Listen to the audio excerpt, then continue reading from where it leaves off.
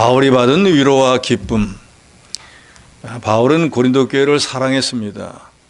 자신이 직접 고린도 교회를 세웠고 고린도 교인들을 1년 6개월 동안 양육했고, 그리고 고린도를 떠나서 다른 곳에서 복음을 전할 때에도 그 고린도 교회를 늘 생각하고 고린도 교회가 믿음에 바로 서고 신앙의 진보가 있기를 늘 기도했습니다.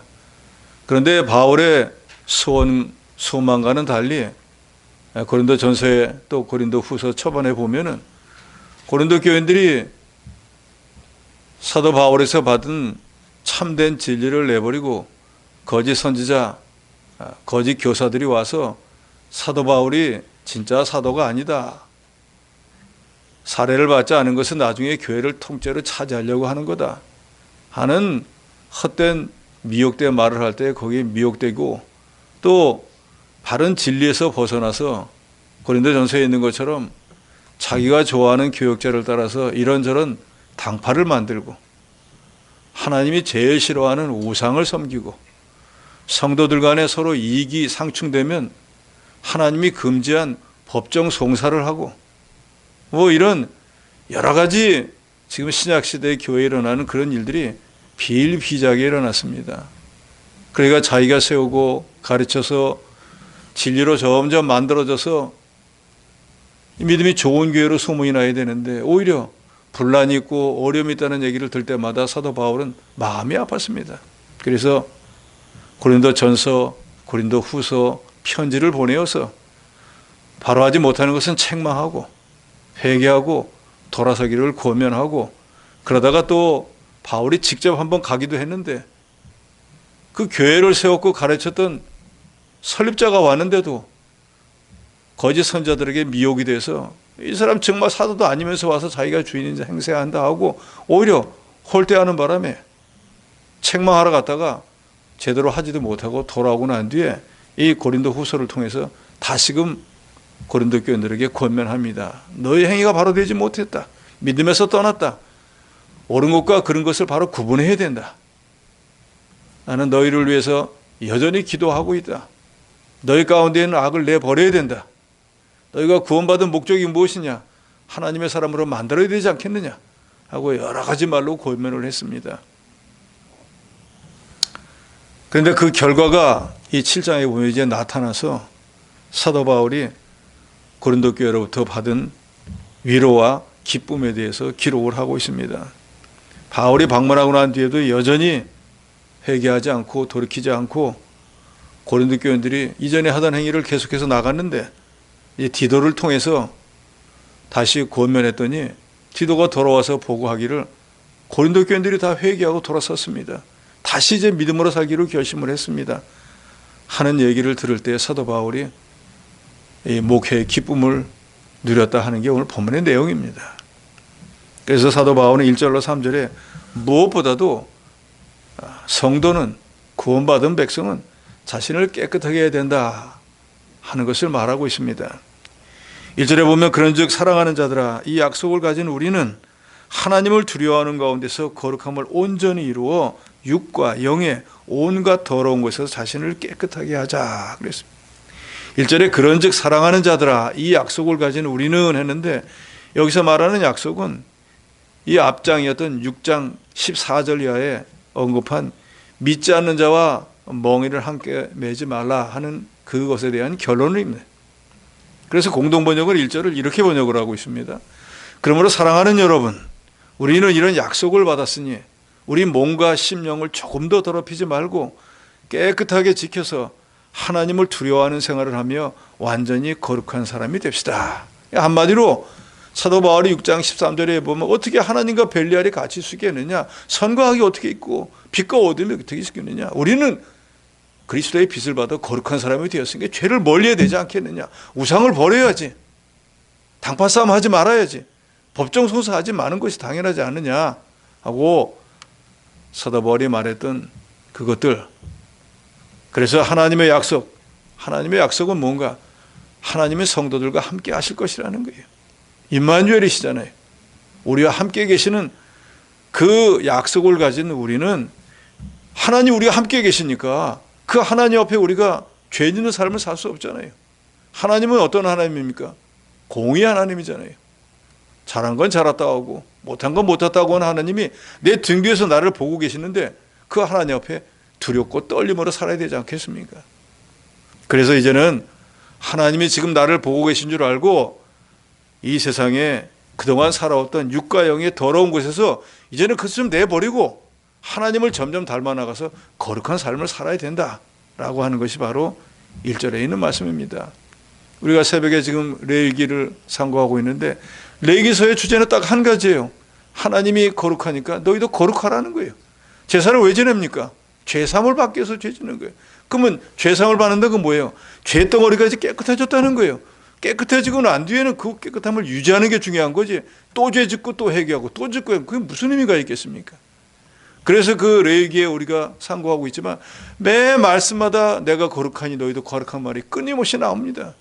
거룩한 제사장, 거룩한 백성. 우리가 성도도 거룩한 백성이잖아요. 거룩하다는 건 뭡니까? 죄를 떠났다는 거예요. 이 세상을 멀리한다는 거예요. 세상의 더러운 것과 구분된다는 거예요. 하나님이 거룩하시기 때문에 그 거룩하신 하나님의 은혜로 구원받은 저와 여러분도 당연히 거룩한 자로 만들어져야 돼요. 늘 말씀드리지만 학생이 학교 가기 전에야 자기 마음대로 뭐 학교를 안 간다고 누가 뭐라 하겠어요? 공부를 안 한다고 누가 뭐라 하겠어요? 그러지만 학교를 가면은 그 학교에서 명하는 걸 해야 되는 거예요. 억지로라도 체육도 해야 되고 산수도 해야 되고 구구단도 외워야 되는 게 바로 학생이기 때문인 거예요. 우리가 신앙인이 되었다고 하는 것은 예수 믿는 사람이 되었다고 하는 건 믿고 천국 가는 것뿐만이 아니에요. 믿는 사람으로서 하나님이 정해놓은 법도 지켜야 된다는 것이에요. 세상을 떠나서 이제는 하나님의 말씀을 따라 점점 거룩해지는 생활을 해야 됩니다. 그래서 1절 하반절에 육과 영의 온갖 더러운 곳에서 자신을 깨끗하게 해야 된다 그랬습니다. 우리 성도는 내 자신이 목욕 많이 하고 마음을 굳게 먹었다고 깨끗해지는 게 아닙니다. 우리가 조상으로부터 물려받은 죄, 내가 지은 죄는 내 스스로는 어떻게 할 수가 없어요. 다른 성경에 그렇게 말하잖아요. 표범이 자기 그 반점을 바꿀 수 있느냐? 못 바꾼다 그 말이에요. 내 힘으로는 조상이 물려준 죄, 내가 지은 죄 사함 받지 못합니다. 오직 우리 주 예수 그리스도를 믿음으로 우리가 죄사함을 받았어요. 그리고 그 죄사함을 받을 때 우리 육신까지도 이제는 하나님이 거하시는 성전이 되었어요. 그러니까 하나님이 거룩하신 분이기 때문에 하나님이 계신 성전도 역시 거룩하잖아요. 그러니까 이제는 우리 육신의 몸도 우리 마음대로 더러운 데 갈 수 없다 그 말이에요. 이 생각은 심령으로부터 변화되어 새 사람이 되었으니까 중생한 영은 절대 범죄하지 않잖아요. 그러나 아직도 우리가 부패한 육신을 갖고 있기 때문에 이 육신의 부패성을 못 이기면은 중생한 영의 기능이 정지되어 버리니까 역시 죄 짓는 자리로 가는 거잖아요. 그러면 여기 1절 하반절에 말한 것처럼 육과 영의 온갖 더러운 것은 뭔가? 그것은 갈라디아서 5장 19절로 21절에 보면 거기 이렇게 언급해 놓았습니다. 음행, 호색, 우상숭배, 술수, 원수 맺는 거, 분쟁, 시기, 당짓는 거, 불리함, 투기, 술취함, 방탕함. 이 가운데 몇 가지를 실제로 고린도 교회가 행하고 있잖아요. 그러니까 이런 것들은 영과 육을 더럽히는 그런 것들이니까 사도 바울은 말하는 거예요. 이제 그런 것 좀 벗어버려라. 너희는 그리스도의 피로 구원받은 죄사함을 받은 거룩한 백성이 아니냐. 과거에 그거 족하게 하지 않았느냐. 이제는 이제 그런 걸 내버리고 점점 진리의 말씀으로 그리스도를 닮아나가는 사람이 돼야 되지 않겠느냐 하는 말이. 이것은 고린도 교회뿐만이 아니라 지금 신약시대의 모든 예수 믿는 저 여러분에게 하시는 말씀입니다. 우리가 과거에 예수 믿기 전에 마귀 종살이 할 때 육과 영에 속한 더러운 거 원 없이 다 해봤잖아요. 그거 지금 더 하고 싶습니까? 이제는 버려도 되잖아요. 세상의 친구 안 만난다고 죽습니까? 안 죽어요. 남자들 술, 담배 안 먹는다고 죽습니까? 기호식품이에요. 먹어도 되고 안 먹어도 되는 거예요. 근데 그걸 못 끊어서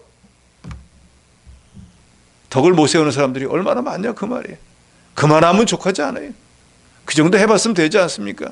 그럼 이제는 심령으로부터 정말로 새로운 사람이 되고 새로운 삶을 좀 살아보는 것도 의미가 있지 않겠어요? 거룩함을 온전히 이룬다 하는 것은 온전히 예수님처럼 된다는 건데 우리가 그렇게 되기는 어렵겠죠. 우리는 그렇게 되기 위해서 힘쓰는 거예요. 그래서 그것을 신학적인 용어로 성화, 주님을 닮아 나간다 라고 하는 것이고, 이 성화는 이 땅에 있을 때는 이루지 못합니다. 우리가 천국에 가면 이루어지는 거예요. 그렇지만 이 땅에 있을 동안에 우리가 그렇게 만들어지기를 힘써야 되는 것은 우리의 사명이고 우리의 책임인 것입니다. 그래서 하나님의 자녀들은 교회에서만 거룩할 것이 아니고 이 세상의 모든 사람들 앞에서도 구별될 삶을 살아야 됩니다. 그래서 우리가 성도잖아요. 성도, 거룩한 백성이다 그 말이에요. 하나님을 알고 하나님의 뜻대로 죄와 세상과 구분된 삶을 사는 그런 무리이기 때문에 우리가 스스로도 성도라고 부르고 하나님도 우리를 성도라고 부르는 거예요. 그런데 우리가 세상 사람들과 똑같이 산다고 하면 무슨 의미가 있겠어요? 성도와 불신자 차이가 뭐가 있냐 그 말이에요. 우리는 분명히 차이가 있어야 되죠. 그렇지 않습니까? 우리는 본향이 천국이에요. 망할 사람들은 영원한 지옥이에요. 삶의 방향이 달라요. 나중에 갈 곳이 다르다 그 말입니다. 우리는 하나님의 보호하심을 받고 사는 사람들이에요. 그 사람들은 자기만 믿고 사는 사람들이에요. 우리는 주인이 우리를 구원하신 우리 주 예수 그리스도예요. 그 사람들은 마귀가 주인이에요. 완전히 좀 뜯어보면 다른 사람들이라 그 말이에요. 얼굴 생김새 똑같고 같이 이 땅에 발을 딛고 살지만 이제는 완전히 변화되어서 성도와 일반 불신자들은 전혀 다른 개체인 것을 저 여러분이 알아야 됩니다. 그런다고 하면 서두에도 말씀드린 대로 학생 아닐 때야 자기 마음대로 하지만 학생이 되고 난 데는 학교가 원하는 대로 살아야 되는 것처럼 우리가 예수 믿기 전에는 그렇다 치더라도 이제는 예수 믿고 성도가 되었으니까 이제는 하나님의 사람으로서 거룩함으로 온전히 점점 만들어져 나가야 될 사명이 저 여러분에게 있고, 그렇게 사는 것이 그리스도인에게 합당한 삶이라는 것을 바울은 1절에서 말하고 있습니다. 그러면서 2절에는 사도 바울이 다른 사람들에게 또 믿는 사람들에게도 불의를 행한 적이 없고 남의 것을 빼앗은 적도 없고 비난받을 만한 행위를 한 적도 없다라는 것을 말하고 있습니다. 2절에 마음으로 우리를 영접하라. 우리는 아무에게도 불의를 행하지 않고 아무에게도 해롭게 하지 않고 아무에게서도 속여 빼앗은 일이 없느라. 이게 바로 남을 인도하는 인도자들의 갖추어야 될 덕목이고 모든 예수 믿는 사람들이 갖추어야 될 하나님의 성품이. 예수님께서 왜 오른쪽 뺨을 맞으면 왼쪽 뺨을 내밀라 그랬겠습니까? 세상 불신자는 오른쪽 뺨을 내밀면 왼쪽 뺨을 내미는 게 아니라 남의 오른쪽 뺨을 2대 치는 거예요. 어떻게 남한테 내 걸 빼앗겨요? 그건 바보 천치예요. 자기 밥그릇도 못 차지하니까. 그런데 예수님께서는 인신 모욕을 당해도 내게 있는 재물을 빼앗겨도 내 믿음을 지키고 예수를 위해서 참으라는 거예요. 우리가 바보 천치라 참고 몰라서 속는 게 아니라 주님을 생각하고 내 믿음을 지키기 위해서 알면서 속아주라는 거예요. 그래서 저는 제 자녀에게도 그렇게 가르칩니다. 모르고 속는 건 무지한 거야. 알고는 속아주더라도 모르고는 속지 말라고 합니다. 그러니까 우리도 하나님도 이 세상 이치도 좀 알아야 돼요. 그래서 내가 주를 위해서 복음을 위해서 내 믿음을 위해서는 양보하고 그 사람들이 볼 때는 자기가 속였다고 하지만 내가 속아줄 수 있어야 된다 그 말이에요. 그렇지만 그 사람들보다 배운 게 없고 무지해가지고 그 사람들에게 속이면 그건 사기당하는 거예요. 그거는 내가 미련한 거예요. 몰라서 속았으니까. 그래서 우리가 하나님을 아는 지식도 많이 가져야 되고 이 신령한 지식을 좀 많이 가져야 돼요. 그래야지 하나님이 주시는 지혜가 있기 때문에 내가 설령 남에게 속지는 않더라도 속아줄 수는 있다 그 말이에요. 사도 바울은 이 고린도후서 2장 17절에 보면 이렇게 말합니다. 우리는 수많은 사람들처럼 하나님의 말씀을 혼잡하게 하지 아니하고 곧 순전함으로 하나님께 받은 것 같이 하나님 앞에서 또 그리스도 안에서 말하는, 즉 하나님이 보고 계시고 내가 그리스도의 사람이기 때문에 주님이 볼 때 이 사람이 옳은가 그른가 뒤에서 딱 보고 판단하시는 것을 보는데 그 앞에서 어떻게 거짓을 말하고 어떻게 남을 속이고 어떻게 이 말했다 저 말했다 할 수 있겠느냐 그 말이에요. 나는 그렇게 말한 적 없다. 안과 밖이 똑같은 말을 한다. 언행이 일치되는 삶을 살았다라는 걸 말하는데 이 시대에 우리 기독교인들이 갖춰야 될 제일 큰 덕목 중에 하나가 바로 이것입니다. 예수쟁이. 지금은 그 예수쟁이란 말 듣기도 어렵지만 과거 예수쟁이들은 뭐예요? 복음을 열심히 전하고 자기 신앙을 지키기 위해서 열심히 행하는 사람들, 쟁이, 기술자란 자잖아요.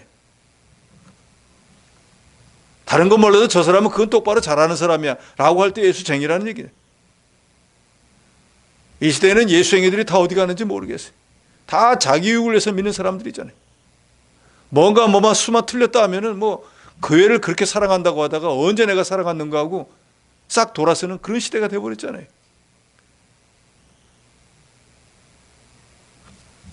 바울은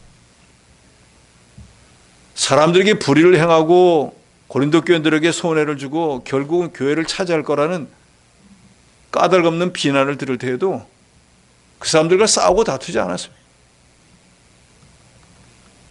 다윗도 그랬지 않습니까? 나는 사랑하는데 저 사람은 계속 나를 미워하고 해주려고 하는데 가서 일일이 싸우고 다투지 않고 나는 기도할 것뿐이라고. 하나님께 원수가 없는 것이 있으니까 하나님께 맡겼다 그랬습니다. 오늘 시대도 마찬가지입니다. 우리가 정말로 이런 말씀대로 설령 누가 나에 대해서 험담을 하고 중상모략을 한다고 할지라도 하나님이 선악간에 판단하실 거야 하고 자기 일만 감당한다고 하면 교회 안에 분란이 일어날 이유가 없어요. 그걸 듣고 가고 너 들었어? 누구한테 한 거야? 하고 시시비비를 가리기 시작하니까 문제가 되는 거지. 모든 사람들이 뭐 그런가 보다 하고 자기 일을 하고 있으면 무슨 분란이 일어나겠어요. 손뼉도 마주쳐야 소리가 나잖아요. 한 사람은 죽어라고 손뼉을 치는데 나는 가만히 있으면 그냥 자기가 흔들다가 지쳐서 그만두게 되는 것뿐이에요. 아무리 중상모략을 하고 남을 뭐 시시비비를 걸든 말든 상대 안 하면 그걸로 끝인 거예요. 그런데 사람들은 저도 마찬가지 여러분과 같이 자존심이라는 게 있고 귀에 듣기 싫은 소리 하면은 못 참잖아요. 그러니까 가서 싸우고 다투니까 분쟁이 일어나는 거예요. 바울은 고린도 교인들에게 영적 아버지로서 애정을 가지고 대했다고 6장 13절에 말합니다. 그래서 바울이 다른 성경에 그렇게 말하잖아요. 그리스도 안에 1만 스승이 있지만 남을 가리키는 사람들은 엄청나게 많지만 사도 바울 자기처럼 정말로 내 자식같이 생각하고 양머리를 치는 목자는 많이 없다. 실제로 그렇잖아요. 저도 목사이지만 싹고 목자도 얼마나 많습니까? 성도들을 돈으로 보고 계산하는 목자들도 수두룩하잖아요. 지금 이 시대의 교육자들이 과거와는 틀립니다.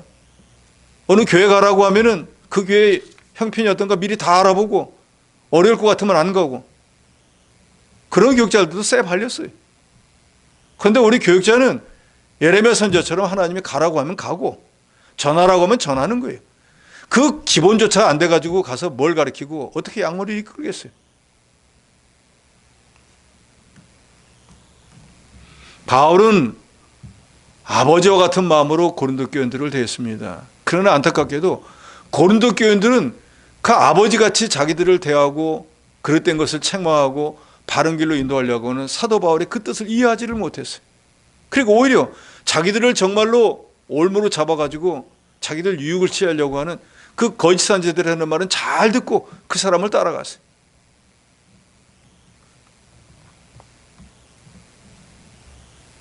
그래서 사도 바울이 거짓 가르침에 빠져가지고 바울을 불신하고 그 바른 복음에서 벗어났을 때 애통해하는 심정을 가지고 눈물로 편지를 썼다고 2장 4절에 보면 말하고 있지 않습니까? 그러면서 바울은 그리스도의 사랑을 가지고 그들이 자기에게 대해서 무슨 말을 어떻게 대하든지 간에 회개할 때까지 기도하면서 기다렸습니다. 그랬더니 그 결과가 이 7장에 와서는 이루어졌다는 거예요. 영적 지도자는 모든 불의를 멀리해야 됩니다. 그래야 지도자로서의 리더십을 제대로 발휘할 수 있고 하나님 명령에 부응하는 것이 됩니다. 사람의 비위만 맞추다가 보면은 한두 사람은 맞출 수 있겠죠. 그런데 수십 명을 어떻게 다 맞추고 수백 명을 어떻게 다 맞추겠어요? 불가한 일입니다.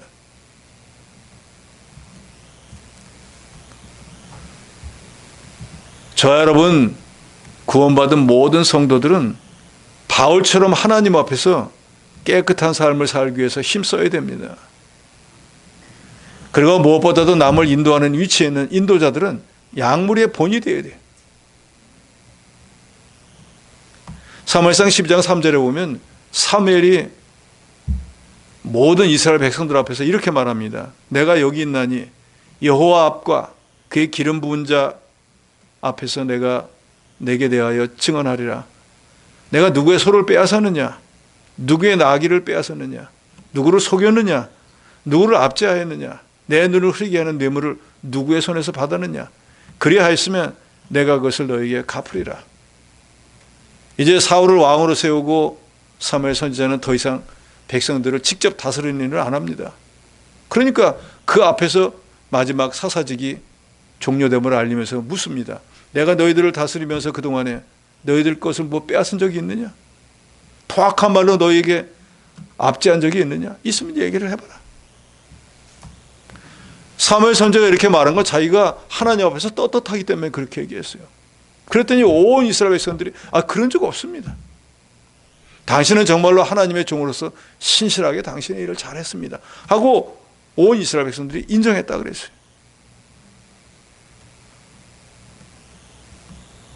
이처럼 언행심사가 일치하고 도덕적으로도 윤리적으로도 인정받는 사람, 그런 사람이 참 지도자이고 어른인 거예요.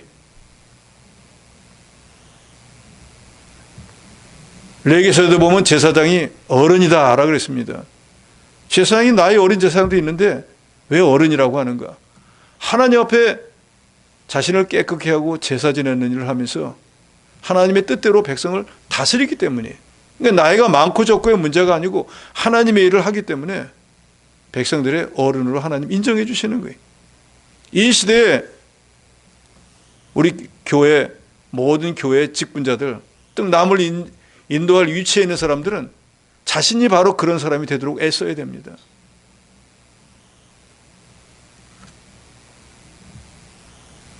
이전에 다른 교회에서 신부할 때 어느 주일학교 반사가 이제 학생들하고 가르치다가 말을 하도 안 들으니까 다음 주에는 내가 짜장면 사줄게 너희들. 토요일 날 만나갖고 우리 같이 짜장면 맛있게 먹자고. 그래 놨는데 자기가 회사 생활하다 바쁘니까 깜빡하고 이제 지나가 버린 거예요. 주일날 이제 와가지고 아이들하고 모여 앉아가지고 분방구엄 시다니까 아이들이 공부 안 하는 거예요. 짜장면도 안 사주면서. 그러니까 그 내가 잊어버려서 그렇지.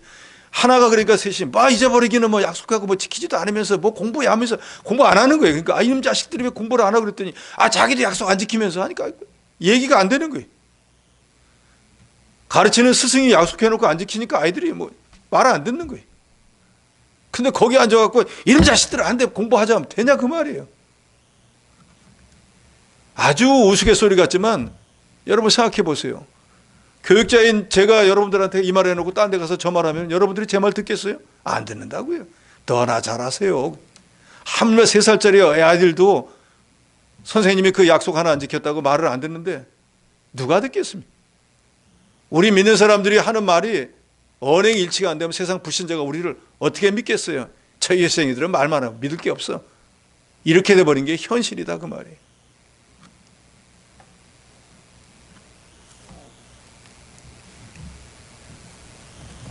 (3절에) 내가 이 말을 하는 것은 즉 바울이 깨끗한 마음으로 거룩하게 만들어지고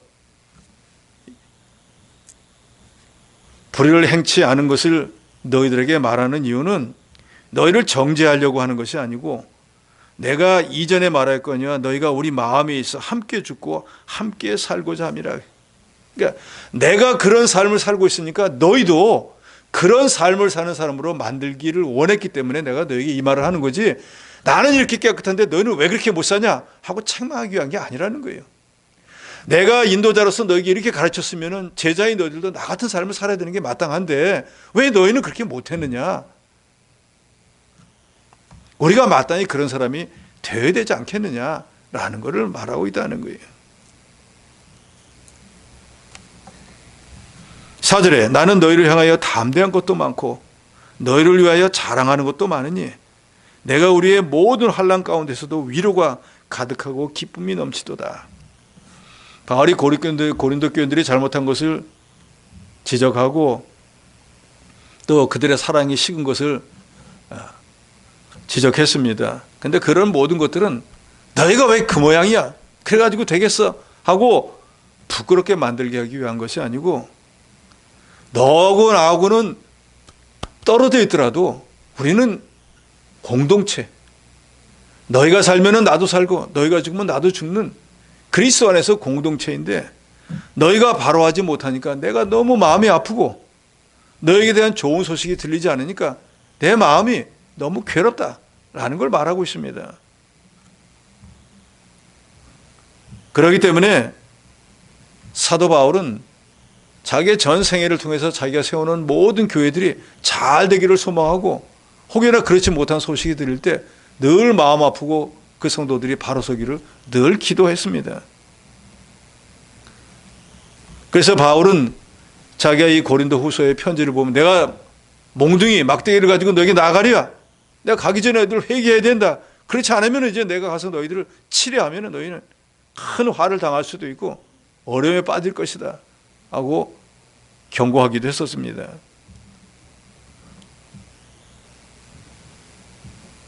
그래서 바울의 그런 편지는 그 편지를 받으면 고린도 교인들에게는 아이고 이거 어떡하지 이거 큰일 났구나 하고 근심을 주기도 했지만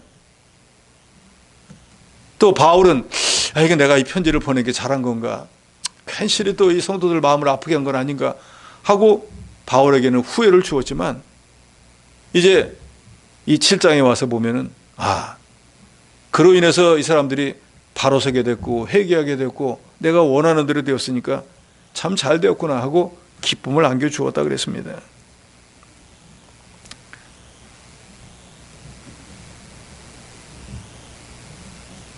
사절에 보면 너희를 향하여 담대한 것도 많고 너희를 위하여 자랑하는 것도 많다 그랬습니다. 자랑하는 것도 많다 그랬는데 14절에 보면 내가 그에게 너희를 위하여 자랑한 것이 있더라도 부끄럽지 아니하니 그런데 사도 바울이 그에게 너희를 위하여 자랑했던 건 디도에게 자랑했다 그 말이에요. 디도를 보내기 전에 디도를 불러놓고 고린도 교회를 내가 세워서 1년 6개월 동안 이렇게 교육을 했는데 성도들이 그 우상을 버리고 돌아와서 주님을 섬기기로 이렇게 하나님의 백성이 되기로 하고 그동안에 그렇게 마귀 종살이하던 모든 걸 버리고 애쓰는 면이 참 착한 사람들이다 하고 칭찬했었다 그 말이에요. 그러니까 그 사람들이 본시 믿음이 있는 사람들인데 지금 이 거짓 선자들의 미혹이 돼가지고 내가 뭐 진짜 사도가 아니다 뭐 하고 증상모략을 하고 지금 그릇된 길로 가고 있는데 본시 그런 사람들이 아니다 하고 칭찬했었다 그 말이에요.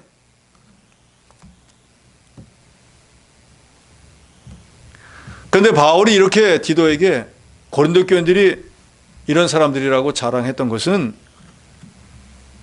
그들에 대해서 좋은 소식을 이미 들었기 때문이 아니라 그 사람들의 바탕이 어떤지를 알기 때문에 지금은 미혹을 받아도 분명히 바른 길로 돌아갈 거다라는 확신이 있었기 때문이었어요.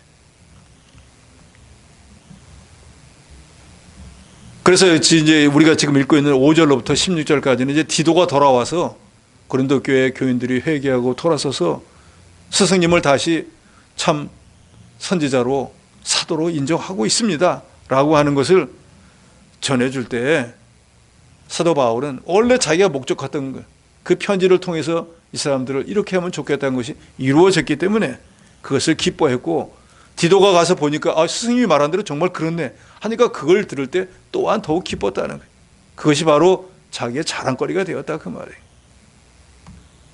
그러면서 4절 하반절에 보면 우리의 모든 환난 가운데서도 위로가 가득하고 기쁨이 넘쳤다 그랬습니다.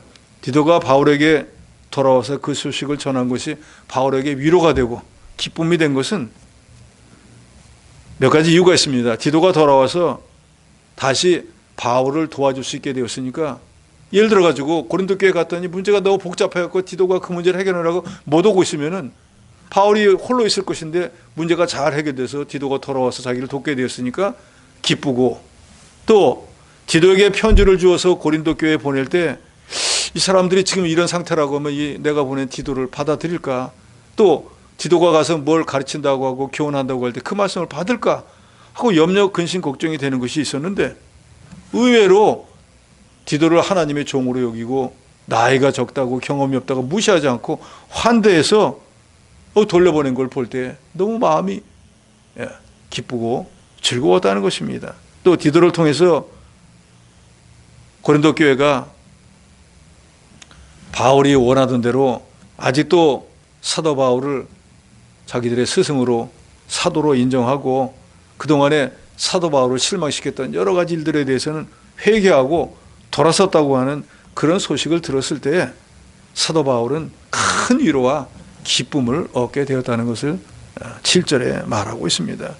그래서 7절에 보니까 그가 온 것뿐 아니요 오직 그가 너에게서 받은 그 위로로 위로하고 너의 사모함 애통함 나를 위하여 열심히 있는 것을 우리에게 보고함으로 나를 더욱 기쁘게 하였느니라. 고린도 교인들이 과거에 그랬던 길로 갔지만 디도를 보내어서 권면하고 사도 바울의 편지를 통해서 책망했을 때 이 참된 종이 원하는 게 무언가를 깨닫고 이거 우리가 이렇게 살면 안 되겠구나. 이게 거짓선자들에게 잠깐 속아갖고 우리가 온 교회가 이거 바로 하지 못했구나 하고 회개하고 돌이켰을 때 이 사도 바울은 그 모든 것들을 듣고 너무나 기뻐하고 즐거워했다 그랬어요. 교육자들의 즐거움이 어디 있을까요? 성도들이 바로 섰을 때, 성도들의 믿음이 자라났을 때 그거보다 더 즐겁고 기쁜 일은 없습니다. 그래서 가르치는 사람들은 누구든지 선생들의 제일 즐거움은 제자가 잘 되는 거예요. 청출 어람이란 말 있잖아요. 제자가 스승보다 더 잘 되면은 스승이 나보다 더 제자가 잘 됐네 하고 시기 질투하는 게 아니라 잘 가르쳤구나 내가. 참 이 아이가 나보다 더 똑똑하고 더 영적 지식이 넓어져서 참 감사하다. 이게 제대로 된 스승들인 거예요. 그렇지 못한 스승은요. 제자가 자기보다 자라날까 봐 앞길을 막는 스승들도 수두룩합니다. 교계 안에도 그래요. 부교육자가 설교 잘하면은 원교육자가 부교육자 내쫓는 교회도 많습니다. 자기보다 설교 잘한다고. 그럼 자기 연구를 해야지.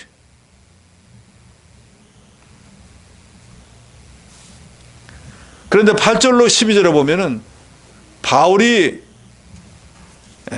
근심했다 그랬습니다. 그 근심의 종류가 두 가지예요. 세상에는 근심이 두 종류입니다. 8절에 보니까 그러므로 내가 편지로 너희를 근심하게 한 것을 후회하였느니 지금은 후회하지 않냐면 그 편지가 너희로 잠시만 근심하게 한 줄을 알미라. 책망의 목적은 그 사람들을 정죄해가지고 믿음에서 멀어지게 하는 것이 아니고 회개하고 돌이키고 바른 길로 가게 하기 위한 거예요.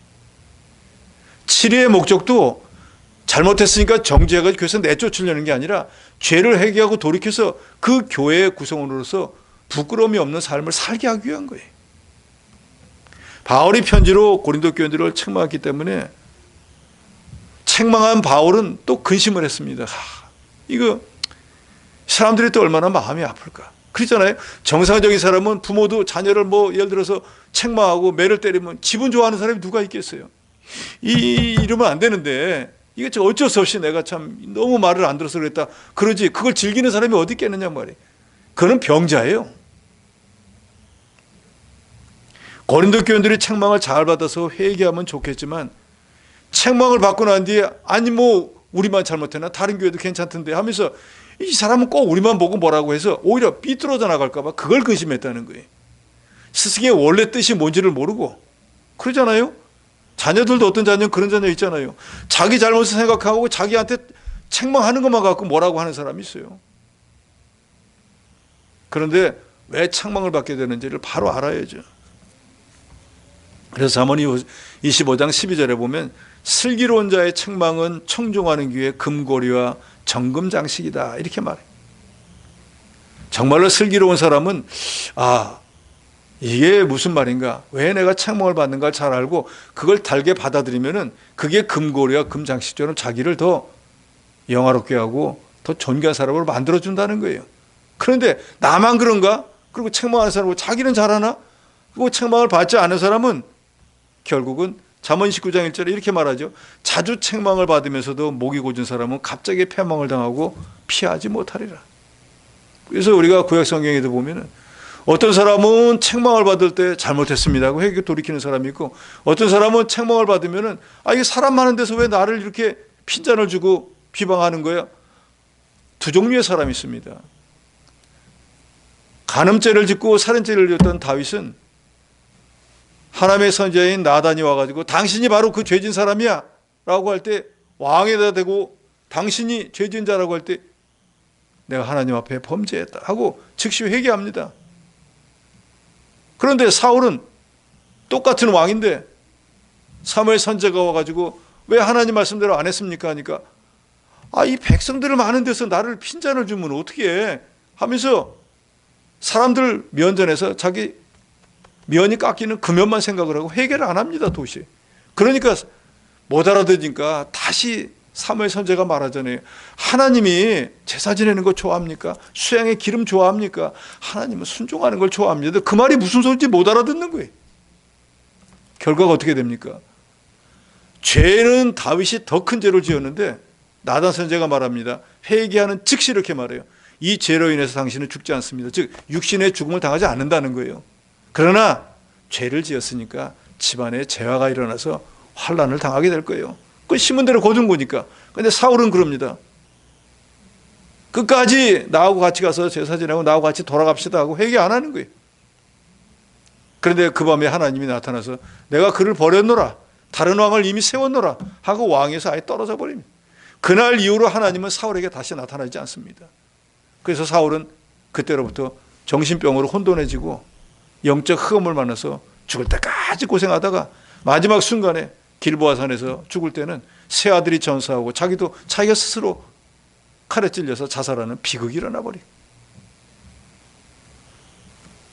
하나님의 징계나 윗사람의 책망을 받을 때 즉시 고치는 자는 살기로 예정된 자고, 마음을 강팍하게 하고 끝까지 고집 세우는 사람은 죽이기로 예정된 사람인 줄만 알면 됩니다. 9절에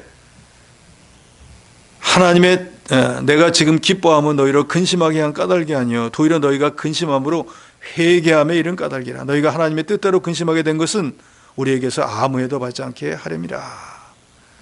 고린도 교인들이 회개하고 바로 섰기 때문에 사도 바울이 기뻐하고 즐거워했습니다. 그래서 근심이라는 건 두 가지잖아요. 세상 근심, 그거는 세상에 뭘 먹을까, 뭘 마실까, 어떻게 하면 잘 될까, 어떤 유익이 있을까, 날마다 그것만 궁리하는 거예요. 그런데 그런 거에 세상 근심은 한다고 해가지고 그 근심한 대로 절대로 이루어지지가 않습니다. 우리가 예를 들어서 뭐 근심한다고 머리 싸매고 이거 어떻게 하면 될까 하면 이루어집니까? 아무 일도 안 생겨요. 머리만 아파요. 혈압만 올라가요.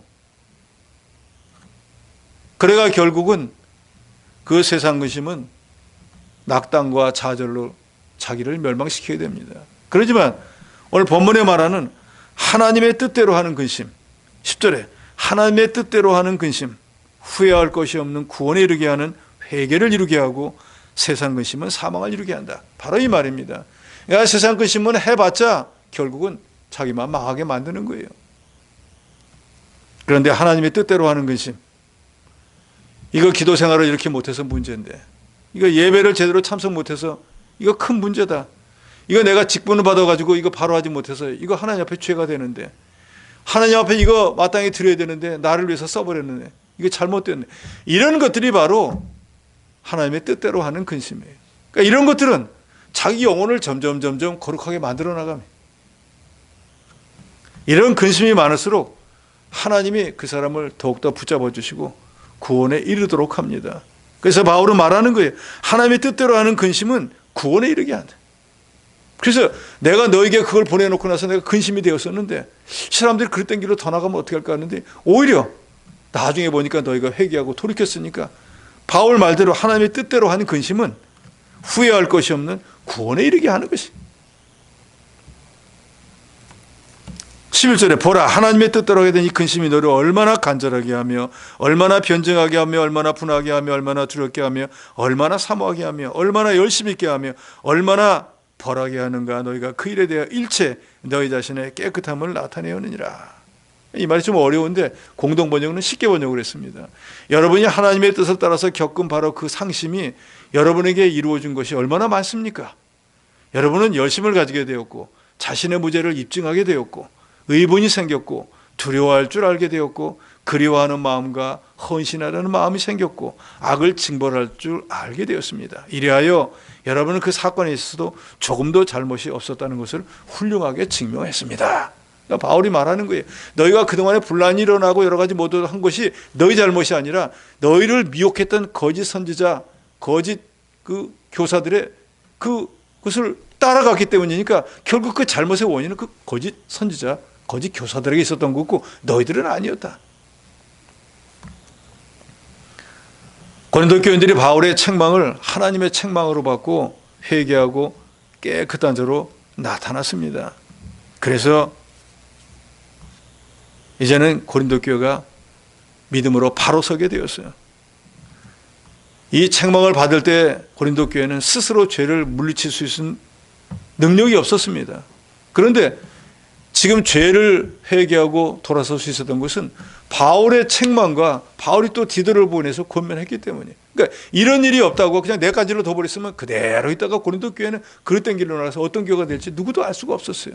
그러니까 결과론을 보고 보면 자기들의 영혼을 위해서 책망하고 교훈하고 또 보내어가지고 교훈했던 그 일이 자기들 영혼에 얼마나 유익했는가 그 말입니다.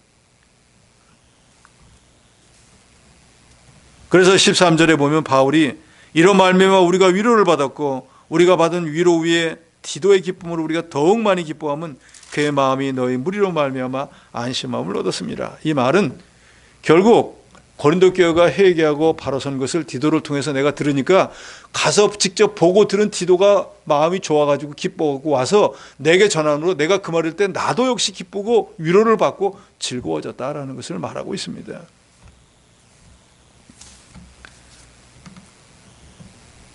15절에 그가 너희 모든 사람들이 두려움과 떨므로 자기를 영접하여 순종한 것을 생각하고 너를 향하여 그의 심정이 더욱 깊었으니 내가 범사에 너를 신뢰하게 된 것을 기뻐하느니라.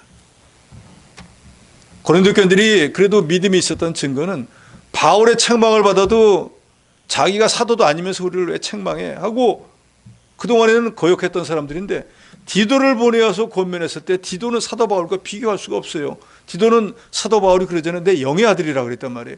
한참 미치란 말이에요. 경험이 일천하단 말이에요. 나이도 젊단 말이에요. 그런데 그 디도를 보내었더니 고린도 교인들이 하나님의 종으로 환대를 한 거예요. 그 말을 들은 거예요. 회개를 한 거예요. 그러니까 디도 입장에서도 이 사람들이 정말 믿음 있는 사람들이구나. 육신의 눈으로 보면 이제 아들 뻘건데기 와가지고 또 사도 바울이 보냈대. 뭔 또 잔소리를 하라고 보냈어.